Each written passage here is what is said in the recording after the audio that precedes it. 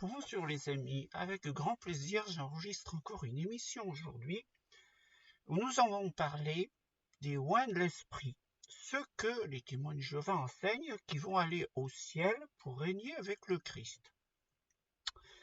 Pourquoi je vais en parler? Parce que cela a fini par poser un problème au Collège central qui est revenu à l'Assemblée générale 2024 de la Watchtower. Et il y a probablement une nouvelle lumière et le Collège central s'est foutu encore de la figure des témoins de Jéhovah. Mais oui, pas moins que ça.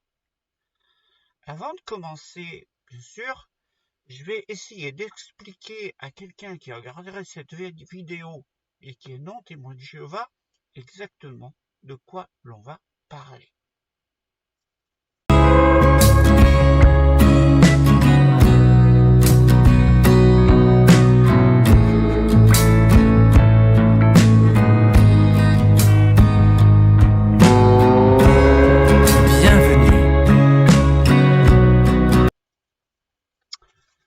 Alors oui, nous allons parler des oins, parce que chez les témoins de Jéhovah, il faut savoir que les témoins de Jéhovah chez des témoins de Jéhovah, il y a deux espérances. Si vous avez été familiarisé avec le christianisme, vous savez très bien que chez les catholiques, chez les protestants, chez les orthodoxes, quand on est chrétien, on a le grand privilège d'aller vivre au ciel, et si tu as mal agi, tu finiras brûlé dans l'enfer. Bon. Mais chez les témoins de Jéhovah, la vie au ciel, non. Vous n'avez pas d'âme immortelle. À votre vie, vous mourrez, ni plus, ni moins.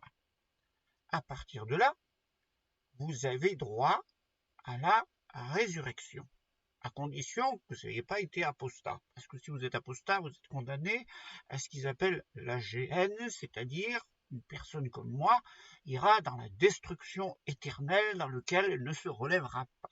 Bon, en tout cas, pour les témoins de Jéhovah, vous aurez le droit d'être ressuscité, mais où?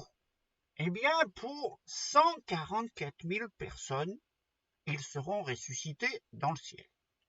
Puis quand le nombre de 144 000 est atteint, tous les autres seront ressuscités pour vivre sur la terre, dans un paradis qui sera administré par le Christ, avec ceux qui ont été ressuscités au ciel, ces 144 000 qui régneront avec lui pour faire comme un gouvernement qui s'exercerait sur la terre. Il y a aussi une différence de classification aujourd'hui. Si vous êtes chrétien et que vous avez été baptisé chrétien, catholique, protestant, orthodoxe, vous êtes fils de Dieu ou fille de Dieu, mais chez les témoins de Jéhovah, si vous avez l'espérance de vivre sur la terre, vous n'êtes pas fils de Dieu, vous êtes simplement ami de Dieu. Alors comment aujourd'hui des personnes savent-elles qu'elles ont l'espérance d'aller au ciel ou d'être sur la terre? Eh bien, les témoins de Jéhovah ont toujours expliqué que le rassemblement de ces 144 000 personnes avait commencé au 1er siècle de notre ère avec la congrégation chrétienne d'après Jésus-Christ, puis qu'elle s'était poursuivie pendant 2000 ans où il n'y en avait pas eu beaucoup pendant la grande apostasie, jusqu'à ce que enfin le messager de la Odyssée, Charles Taze Russell, redécouvre la vérité, et là, le rassemblement des oins avait fini par se faire, et s'achevait en 1935. Oui, pendant toutes ces années-là, ceux qui devenaient témoins de Jéhovah avaient l'espérance céleste. Et comment le savaient-ils? Eh bien, parce qu'ils étaient oints de l'esprit. Et moi, on m'a toujours expliqué qu'une personne ointe, elle peut appeler Dieu papa, et qu'elle le sait en elle-même qu'elle est ointe de l'esprit, parce que Dieu l'a appelée.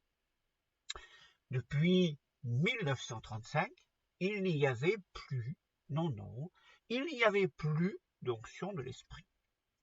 Dans la Watchtower dans laquelle je suis venu dans les années 70, des oins, c'est-à-dire des gens qui avaient une espérance d'aller au ciel, dans ma congrégation, il n'y en avait pas. Le problème ne se posait pas. Il ne devait pas y avoir de oins, puisque tout le monde, on devait faire partie de la grande foule, c'est-à-dire cette personne où il n'y a pas de nombre défini, qui ont l'espérance de vivre sur la terre. D'ailleurs, ça se voyait chaque année, parce que les témoins de Jéhovah ont l'habitude de savoir combien il y a de oins, parce que, eh bien, chaque année, lors du mémorial de la mort de Jésus, ceux qui ont l'espérance céleste consomment les emblèmes, c'est-à-dire qu'ils prennent le pain et le vin, en quelque sorte l'Eucharistie que vous faites à la messe, les témoins de Jéhovah le font une fois par an, et là, le pain et le vin circulent, et que ceux qui sont loin mangent du pain et boivent une gorgée de vin. Oui, ceux qui font partie de la grande foule font juste passer l'assiette et n'y touchent pas. Quand les témoins de Jéhovah comptent l'assistance, ils comptent ceux qui ont consommé les emblèmes, et par-delà, ils déterminent que ces personnes-là sont ointes de l'esprit, c'est-à-dire qu'elles ont l'espérance d'aller vivre au ciel. Or, vu que ce rassemblement, c'est compliqué, de personnes qui étaient aspirées à vivre au ciel, le chiffre 144 000 défini, s'est terminé en 1935, selon les témoins de Jéhovah. Puisque, selon eux, à partir de cette époque-là, il y avait plus de personnes qui ne ressentaient pas l'envie d'aller au ciel, qui voulaient simplement rester sur la terre. Donc, elles n'étaient pas ointes de l'esprit. Si bien qu'au fil des années, eh bien, il y a eu de plus en plus de gens qui voulaient vivre sur la terre, et de moins en moins qui avaient l'espérance d'aller au ciel. C'est ainsi, et c'est dans cette organisation-là que je suis arrivé dans les années 70. En 1992, c'est-à-dire en 21 ans plus tard. J'avais alors 28 ans. Voilà ce que la tour de garde écrit de nombreuses années, l'effectif du reste des témoins ouins diminue, tandis que la grande foule a grossi au-delà de nos espérances les plus optimistes, ce que je viens de vous expliquer. Combien nous sommes reconnaissants à Jéhovah pour cet accroissement fabuleux. Lorsque le nouveau nom de témoin de Jéhovah a été accepté avec gratitude en 1931, le nombre maximum de prédicateurs du royaume était de 39 372 et la plupart d'entre eux se disaient frères oints du Christ. 60 ans plus tard, en 1991, puisqu'on parle du rapport 91, nous sommes en 92, le maximum mondial était de 4 270 820 proclamateurs, dont seulement 8 850 se disaient membres du reste oint. Comme le laissaient entendre les Écritures, la grande foule dépasse aujourd'hui en nombre le reste du petit troupeau dans une proportion de plus de 480 pour 1. Le reste a assurément besoin de la collaboration et du soutien de la grande foule pour faire face à l'extension des intérêts du royaume et lui en est reconnaissant. Et oui, au comptage de la commémoration, puisqu'on disait comme ça à l'époque, c'est-à-dire la Pâque que l'on fait au printemps. Les témoins de Jéhovah, en comptant l'assistance, avaient compté 4 278 000 proclamateurs, mais seulement qui, pour la plupart, allaient vivre sur la terre, mais seulement 8 850 qui avaient pris les emblèmes et qui donc se disaient membres du reste oint. C'est dans cette watchtower-là que j'ai évolué. Et à cette époque-là, personne ne parlait de personnes ointes de l'esprit. Ça n'existait pas. Non, puisque depuis 1935, c'est quelque chose qui n'existait plus. En effet, deuxième tour de garde on va lire la chose suivante. Lors de son discours, frère Rutherford dit aux assistants que tous ceux qui ont l'espérance de vivre éternellement sur la terre veuillent bien se lever. D'après un assistant, plus de la moitié des 20 000 personnes présentes se sont levées. Frère Rutherford a alors déclaré « Voyez la grande multitude, c'est-à-dire la grande foule ». Cette déclaration a été suivie d'un tonnerre d'applaudissements. Ceux qui se sont levés comprenaient qu'ils n'avaient pas été choisis pour vivre au ciel, ils n'avaient pas été oints par l'Esprit de Dieu. Le lendemain, 840 personnes se sont fait baptiser, la plupart d'entre elles faisaient partie des autres brebis. Après ce discours, le jeune homme dont nous avons parlé et des milliers d'autres ont arrêté de manger le pain et de boire le vin lors du repas du Seigneur. Beaucoup ressentaient la même chose que ce frère qui a reconnu avec humilité. Après le mémorial de 1935, je n'ai plus pris les emblèmes. J'ai compris que Jéhovah n'avait pas éveillé en moi l'espérance céleste par son Esprit Saint. Mon espérance était de vivre sur la terre et de participer à sa transformation en paradis. Et oui, voilà ce que j'avais appris. Depuis 1935, cette assemblée au Rutherford avait identifié la grande foule. Il n'y avait plus d'élection de membres moins. Au pire, quelques-uns, qui, vraiment, quelques-uns, pour remplacer les infidèles, puisque le nombre était atteint en 1935. Il fallait remplacer quelqu'un qui aurait apostasié, tel Raymond Franz. Et donc, il fallait le remplacer. Mais c'est, franchement, quelques nominations par an, ça ne pouvait pas être un grand nombre. C'est comme ça qu'évoluaient les choses. D'ailleurs, personne à l'époque ne parlait d'onction de l'esprit. Ça n'existait pas dans ma congrégation, il n'y avait pas de personne loin de l'esprit. Plus tard, j'ai appris qu'un frère qui avait été missionnaire en Afrique, qui avait fait l'école de Gilead, et qui était revenu, qui était ancien, qui était en pointure dans la congrégation, était loin de l'esprit. Ah bon, c'était quelque chose d'extraordinaire, mais c'était tellement rare. Et puis, Watchtower s'en servait pour dire, voyez-vous, la fin est proche. Parce que pour les témoins de Jéhovah, lorsque la fin du système de choses va arriver, l'Armageddon, qui va permettre de passer dans le monde nouveau, eh bien, à ce moment-là, il doit y avoir encore des membres moins sur la Terre, mais un tout petit nombre qui vont être rapatriés au ciel à ce moment-là. Mais justement, comme il doit y en avoir encore de vivants à la fin du système, et que la plupart étaient très âgés, eh bien, avant que cette génération de oins ne disparaisse, la fin du système serait arrivée. Selon Watchtower, en fait, est tel qu'on le comprenait à l'époque. La génération de 1914, avant qu'elle disparaisse, ce serait la fin de l'Armageddon et la fin.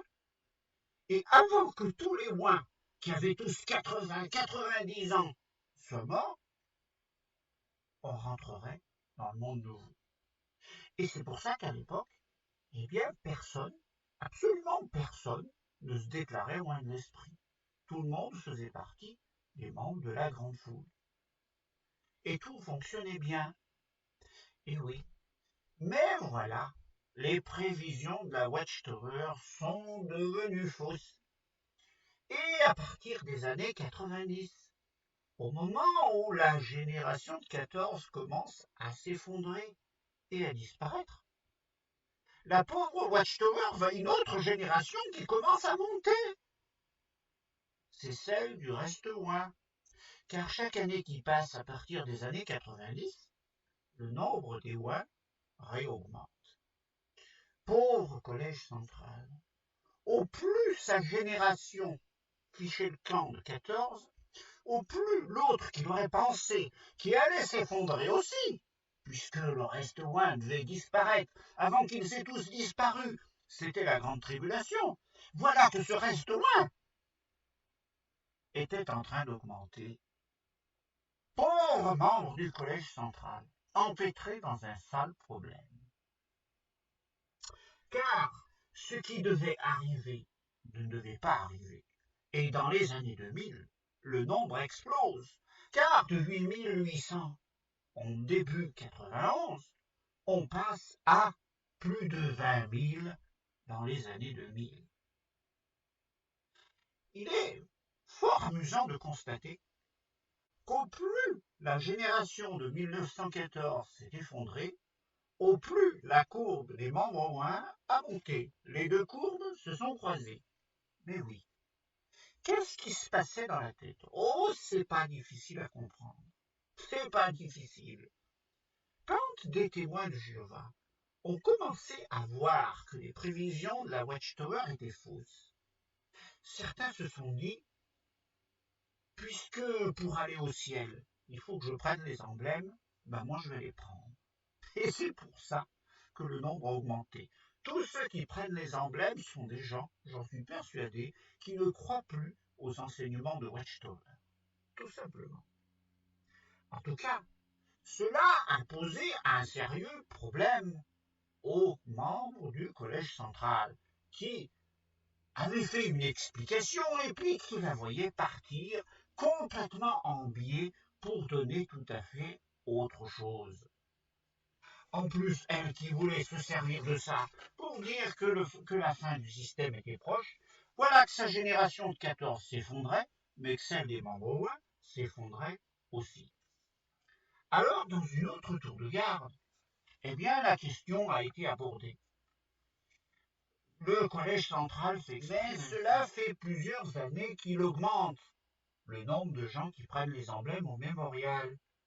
Cela devrait-il nous préoccuper? Et de répondre non, voyons plusieurs raisons à cela. Jéhovah connaît ceux qui lui appartiennent. En un mot, si tu prends les emblèmes et que tu n'y as pas droit, faut pas oublier que Jéhovah le sait. Jéhovah des armées veille. Contrairement à Jéhovah, les frères qui comptent le nombre de ceux qui prennent les emblèmes lors du mémorial ne savent pas à qui a réellement l'espérance céleste. Le nombre des participants englobe donc aussi ceux qui pensent être loin mais qui ne le sont pas. Certains de ceux qui s'étaient mis à prendre les emblèmes ont par la suite arrêté.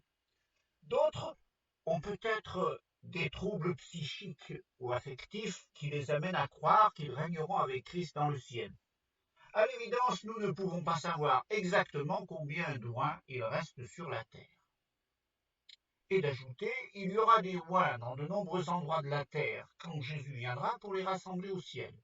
C'est vrai, la Bible a indiqué que pendant les derniers jours, il y aurait seulement un petit nombre de chrétiens oints sur la terre, mais elle ne dit pas combien ils seront exactement quand la grande tribulation commencera. Donc, selon Watchtower, si vous prenez les emblèmes, c'est que vous avez des troubles psychiques ou affectifs, ou que vous n'êtes pas oint. Dans un premier temps, Watchtower a tout simplement nié le problème. Pourquoi? Après tout, que quelqu'un au fond d'une congrégation de France ou de Navarre, d'Afrique, du Japon, d'Asie au Japon ou n'importe où, prenne les emblèmes lors du mémorial, c'est un fou, c'est quelqu'un qui a pété les plombs, et puis tant pis, c'est pas grave, de toute façon, il réglera ses problèmes avec Jéhovah des armées qui saura le faire rentrer dans l'ordre. Donc, pas de problème, tant pis. C'était simplement le baromètre de Watchtower qui montrait que, avant que le chrétien roi ait tous rejoint leur héritage céleste, la grande tribulation arrivera. Ben non, c'était plus possible. C'était plus possible. Il y avait simplement des oins dans les congrégations à droite, à gauche dans le monde, et c'était des cinglés, vous étiez fous.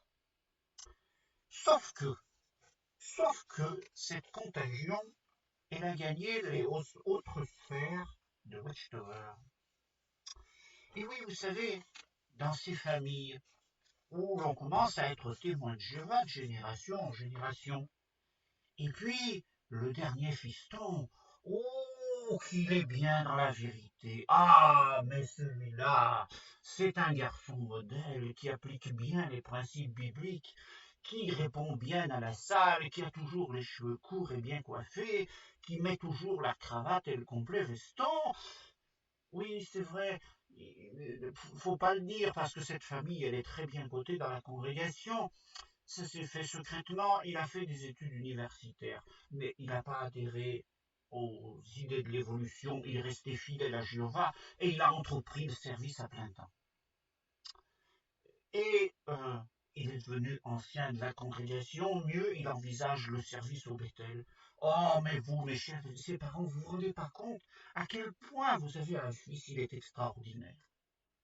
Ben oui, bercé de louanges et de caresses à droite à gauche, le jeune Johnny Jedel ou d'autres ont commencé à se sentir pousser des ailes. La sainteté est pas loin. L'idée un avenir angélique, même si l'on est courtier d'affaires, vendeur de biens de prestige chez Tuxton International Property, ben, c'est encore possible, vous voyez. Bien sûr, j'ai pas appliqué toutes les instructions de l'organisation, j'ai fait des études universitaires, mais bon, le népotisme a fonctionné, vous comprenez. Et puis ça s'est pas su, on a fait ça secrètement, tranquillement, à l'écart de la congrégation, personne ne l'a su, nous n'avons choqué aucun frère et sœur. Et donc, oui, peut-être que je suis loin de l'esprit aussi. Et voilà. Et la contagion gagne les plus hautes sphères de la Watchtower. Et là, ça commence à poser un autre problème à nos chers témoins de Jéhovah du Collège central. Parce que qu'un cutéreux, un fou, qui habite au fin fond de la pampa, se déclare ouin, ça fait des chiffres sur le rapport, mais c'est tout.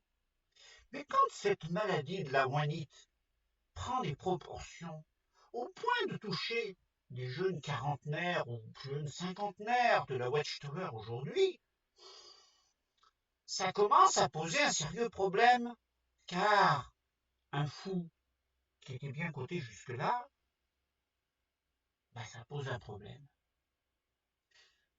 Euh, finalement non. Finalement non, parce que ça passera. Ça passera. En effet, écoutez ce qui s'est passé à la dernière Assemblée générale. That two additional brothers have been appointed to serve as members of the governing body, brothers Jody Jedele and Jacob Rumpf. Both brothers are anointed Christians who have a long history of loyal service to Jehovah. De longues années dans le service de Jéhovah. Ah ouais. C'est quoi ces longues années dans le service de Jéhovah? Un passage à l'université? Des moments passés chez Tuxton International Property? Tout ça, c'est de longues années passées dans le service de Jéhovah. J'entendais ça, moi, quand je parlais de membres du Collège central du passé qui avaient été missionnaires à l'autre bout du monde, dans des pays moisis, à l'heure interdite, etc. Non, non, lui, c'est un apparatchik de Watchtower qui s'est déclaré ouin, donc qui normalement est un fou, mais qui n'est pas fou, puisque on vient de le nommer au Collège central. Non, là je commence à plus comprendre. Il ne devait plus y avoir de rassemblement de ouin depuis 1935. Ceux qui étaient ouin, qui se déclaraient ouin, étaient considérés comme des fous. Mais voilà que maintenant la maladie de la ouin-ouin, elle a pris dans les plus hautes sphères des apparatchiks de Watchtower. Et le pire, c'est qu'on les nomme au Collège central. Mais qu'est-ce qui s'est passé? Eh bien, peut-être faut-il écouter Geoffrey Jackson, qui va nous donner l'explication. Parce qu'il a parlé de ce problème. But me, when that report came out, just how many partakers? And what were we thinking? Well, probably, maybe we didn't say it, but we were thinking, the number will go down, down, down, down, and there'll be just a couple of old guys in a wheelchair who will get their reward. Well, I'm exaggerating, but that was sort of the feeling, wasn't it? But now, what have we seen in recent years? Those numbers have gone up and up. We need to be careful about what we're thinking with regard to the number of anointed ones left on earth. What does the Bible actually tell us with regard to this? Well, it doesn't say the number would just dwindle down to just having a few older ones left. No.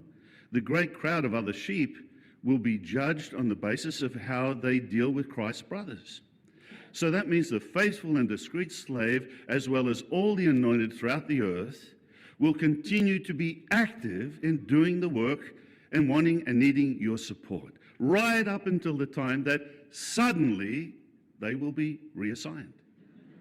Ah bon, monsieur Geoffrey Jackson, merci de nous avoir dit que tout ce que vous enseignez depuis 1935 concernant les ouins n'était pas biblique.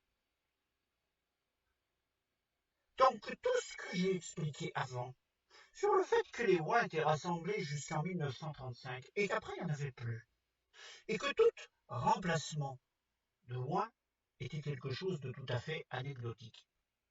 Tout cela, c'est pas public. Mais vous avez vu la pirouette que fait cet homme-là? Il se moque de cet enseignement, il en rigole, il en rigole. Et il dit que vous pensiez, peut-être l'avons-nous dit aussi, peut-être, il dit peut-être.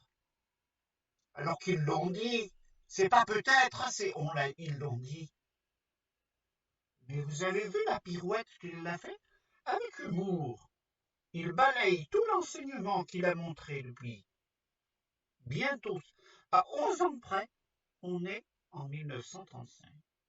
Eh bien, Geoffrey Jackson est en train de balayer ce problème et de le faire disparaître par une pirouette, de la manipulation pure.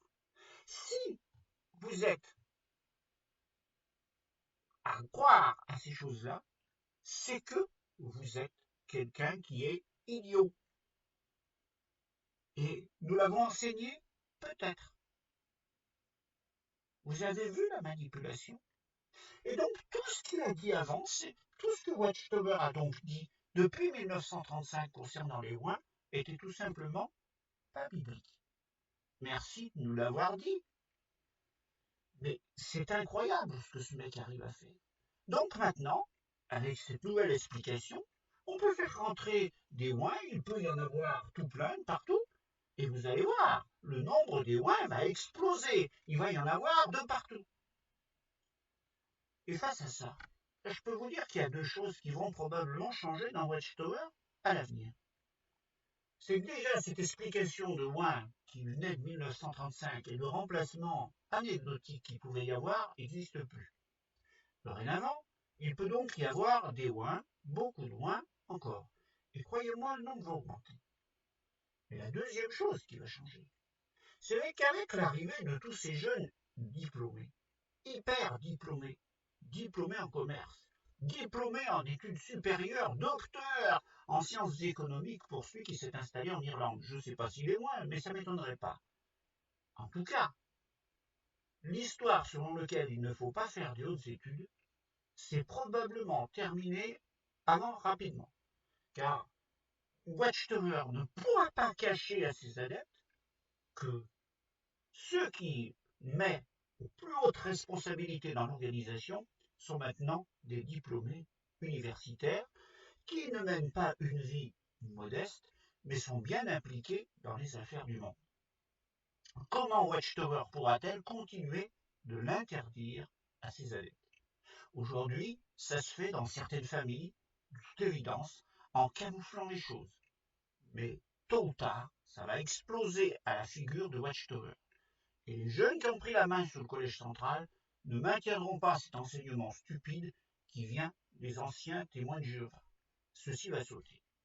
En tout cas, vous voyez qu'avec les pirouettes qu'est capable de faire un type comme Geoffrey Jackson, il peut faire gober n'importe quoi à ceux qui l'écoutent et ceux-ci vont continuer de l'écouter.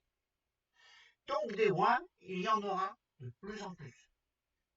Et ce qu'a expliqué Geoffrey Jackson permet de dire tout simplement que tout ce qu'on a cru par le passé concernant ces lois était complètement faux.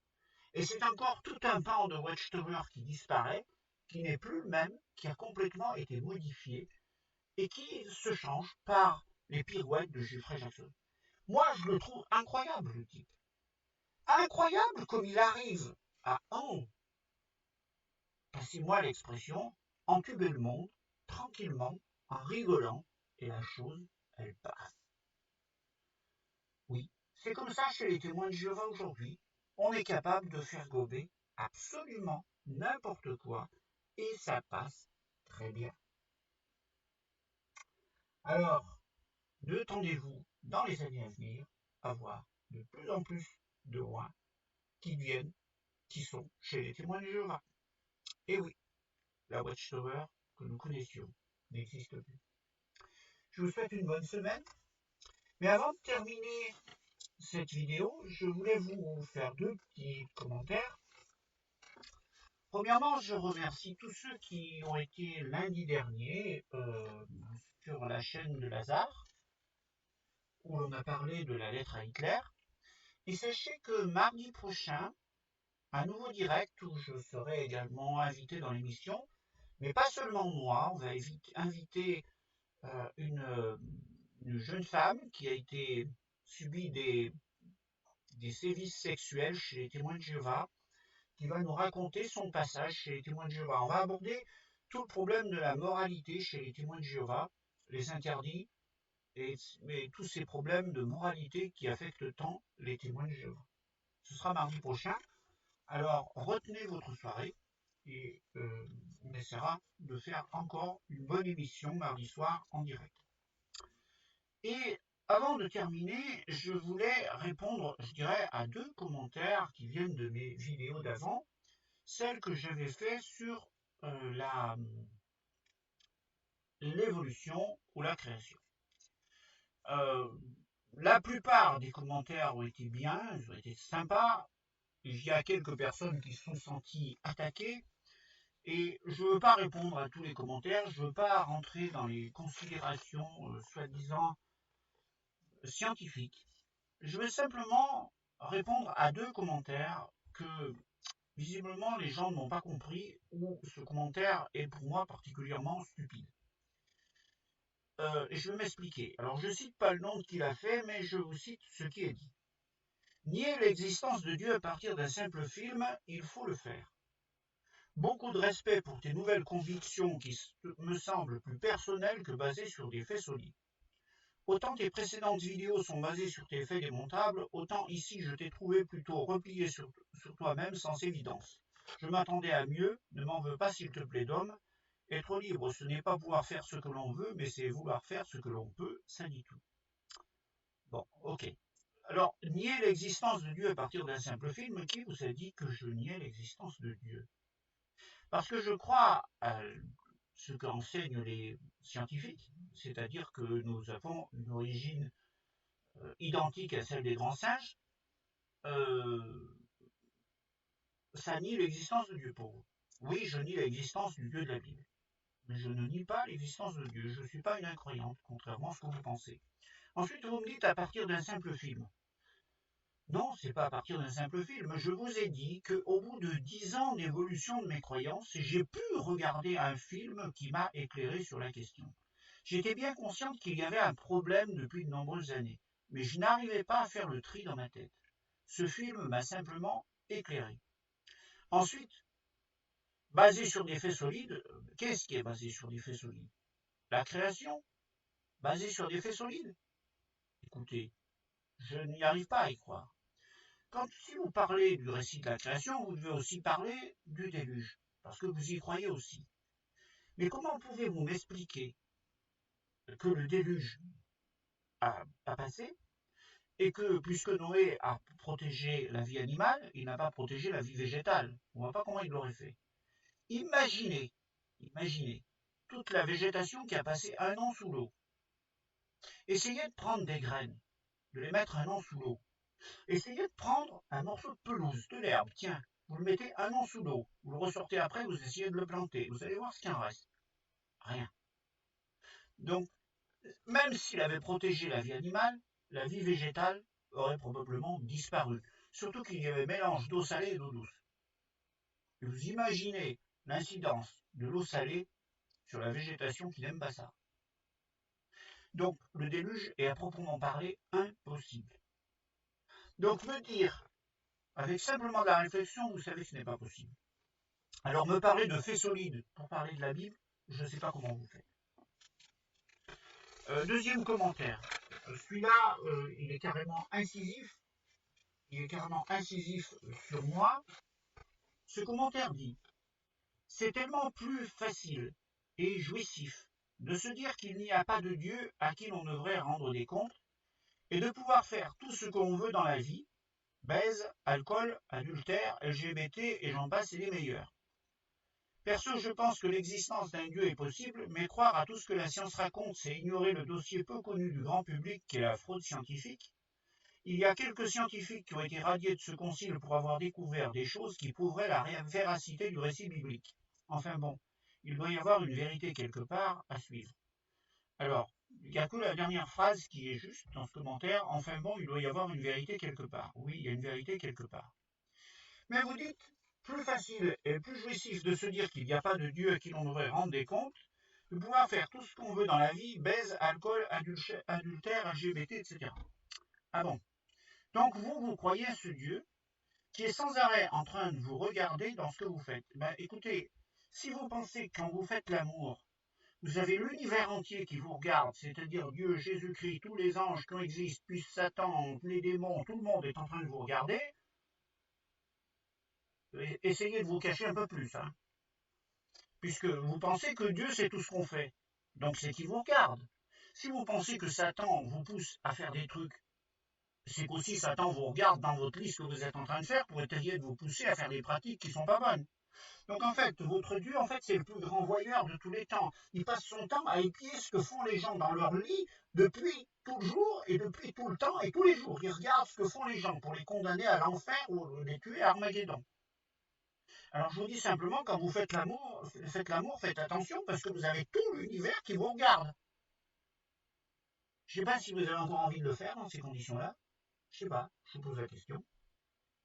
Ensuite, qu'est-ce que ça vous gêne que des gens baisent? Qu'est-ce que ça vous gêne que des gens soient LGBT? Ça vous gêne quoi? On ne vous demande pas, à vous, de devenir LGBT ou de devenir une personne qui aime la baise. On vous demande ça, vous? Non? Alors pourquoi vous l'interdire aux autres? En quoi ça vous gêne que les autres le font? C'est ça le problème des gens qui sont dans la religion. C'est qu'ils veulent interdire aux autres de faire ce truc. Et l'interdire parce qu'il y aurait un Dieu qui les regarderait. Votre Dieu qui est le plus grand voyeur de tous les temps, qui passe son temps à épier les gens. Mais vous ne vous rendez pas compte que c'est stupide ce que vous dites? Vous ne vous rendez pas compte que ça n'a pas de sens? Ensuite, dire qu'il y a de la fraude scientifique et que des scientifiques auraient prouvé la véracité du récit biblique, il faut me les trouver. Parce que si vous me trouvez, même truc que le commentaire d'avant, un scientifique qui est capable de me dire que vous pouvez faire passer du végétal dans l'eau, comme l'eau du déluge, pendant plus d'1 an, et que ça repousse derrière, ben cherchez-le. Ah, mais alors là, je veux le voir, ce scientifique-là. Parce que j'ai quand même une certaine connaissance, même si je suis sorti de l'école à 16 ans, des choses qui concernent le végétal. Et je peux vous dire, c'est tout simplement pas possible. Donc, prenez la Bible telle qu'elle doit être prise. C'est un livre extrêmement intéressant. Ensuite, ne croyez pas que je suis une personne totalement incroyante. Je veux bien croire au Jésus qui a dit à la Samaritaine que c'est pas dans cette montagne, c'est-à-dire le mont Gérizim ou à Jérusalem qu'il faudra adorer, mais qu'il faut adorer avec l'esprit et la vérité. Ce Jésus-là, je le crois. Par contre, tous ceux qui sont venus derrière, apôtre Paul, apôtre Pierre, apôtre Jacques et compagnie, et qui ont voulu remettre du judaïsme parce qu'ils avaient changé le Christ, là je les crois moins. Alors voyez-vous, j'ai une spiritualité, je suis croyante, mais je suis aussi les pieds sur terre, et quand je vois que les scientifiques enseignent des choses qui sont vraies, je les prends, c'est tout. Maintenant, si vous n'arrivez pas à vous passer de cette drogue dure, du Dieu en carton de la Bible, qu'elle vous est indispensable pour vivre, que vous voulez continuer de vivre dans la terreur parce qu'il n'y a que ça qui vous aide. Moi, je ne suis pas contre que vous vouliez vivre dans la terreur. Mais je dis simplement, et c'est le but de ma vidéo, que tous ceux qui peuvent se libérer de cette terreur, qu'ils le fassent, parce qu'on vit bien mieux. C'est vrai qu'on peut vivre en prenant de la drogue. Ouais, bah ouais. Il y en a, ça leur va bien, ils ne peuvent pas faire autrement. Mais c'est quand même mieux de s'en passer. Voilà, c'est tout. Allez, c'est bien fini. Je vous souhaite une bonne semaine, et je vous dis... Alors partant de là donc, nous ne sommes pas gênés quand il y a des changements. Et nous n'avons pas non plus besoin de nous excuser de ne pas avoir bien compris les choses dans le passé. Nous comprenons que c'est comme ça que Jéhovah procède. Progressivement, il révèle les choses quand son peuple en a besoin. Et puis, le collège central n'est ni inspiré ni infaillible. Donc il peut se tromper sur des points doctrinaux ou des instructions en matière d'organisation. Les frères font tout leur possible avec ce qu'ils ont et ce qu'ils comprennent sur le moment. Mais ils sont heureux. C'est un vrai plaisir pour ma femme Ruby et moi-même d'être parmi vous à nouveau. We were here 12 years ago. Do you know what that means? Nous étions ici il y a 12 ans de cela, vous savez ce que ça veut dire? We're 12 years closer to the new world. Eh bien, nous sommes 12 années plus proches du nouveau système. Let me ask you, are you proud to be one of Jehovah's Witnesses? Laissez-moi vous poser cette question. Est-ce que vous êtes fiers d'être témoin de Jéhovah? Ça veut dire, en octobre 1975, nous serons dans le monde nouveau.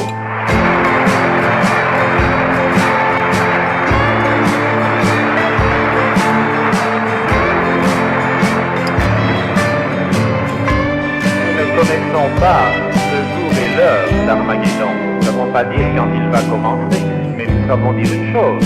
Nous savons quand il va finir. Il sera fini pour l'automne 1975.